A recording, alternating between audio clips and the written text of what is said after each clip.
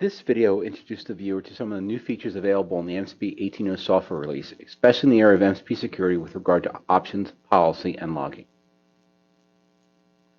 During this short video, we'll review the new features in the area of security options and policy, logging, and passwords.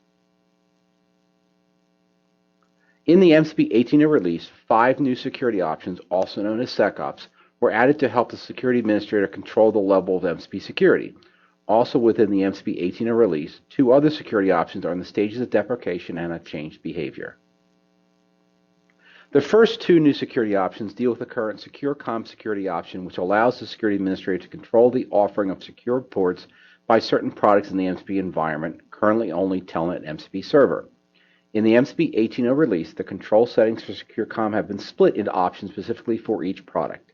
The values are still the same, but they can be applied individually for Telnet and MCP Server. Setting the overall SecureCom option without a qualifier will set both options to the same value.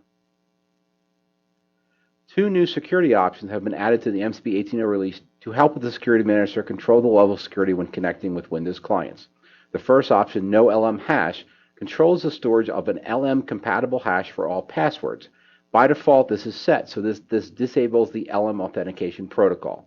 The second option, LAN Man Level, sets a level of the LAN Manager Authentication Protocol, which is identical to a Windows security option. Its default value is 1, which corresponds to Send LM and NTLM, use NTLM v2 if negotiated. Another interesting value for the security option is 5, which is for NTLM v2 only negotiation. More information about these settings can be found in the MCP 18.0 Security Guide.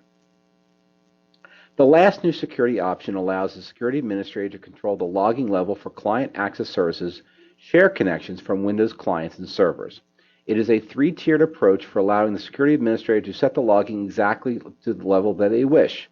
The top level is the security option share logging. It can be set to disabled, which means no share connections are logged. This is the default. It can also be set to required, which means all share connections are logged. Or it can be set to allowed, which allows the security administrator to log a selective amount of share connections through the Client Access Services Configuration Utility Admin Center. In Admin Center, there is a global setting, also called share logging, which establishes the default for share logging. The setting of identified signifies that all shares are logged, and anonymous signifies that no shares should be logged.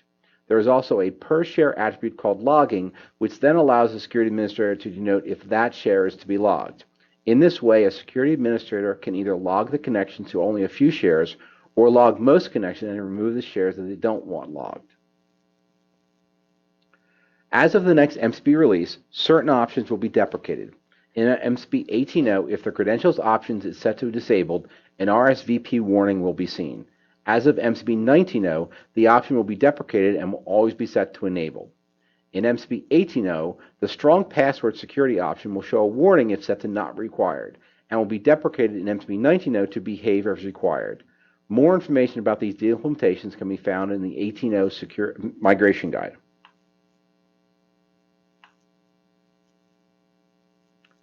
In the MCP 18.0 release, several products have added new types of log entries for events that happen within their products. That list of major and minor types is shown here.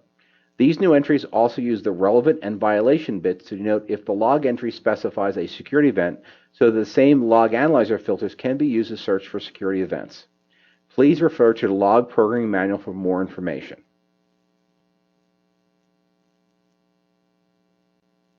Also in the MCP 18.0 release, we've enhanced and included a library which can be used to validate passwords.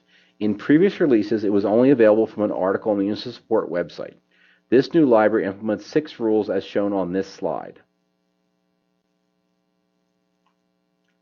This library is not enabled by default, but can be enabled by the instructions shown on this slide.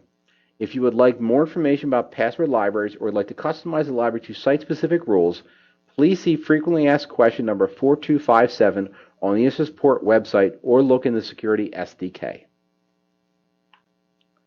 Also, as part of the MCP 18.0 release, all the security documentation is being consolidated into one guide called the Security Overview and Implementation Guide, or Security Guide for short. It contains information from the books listed on this slide.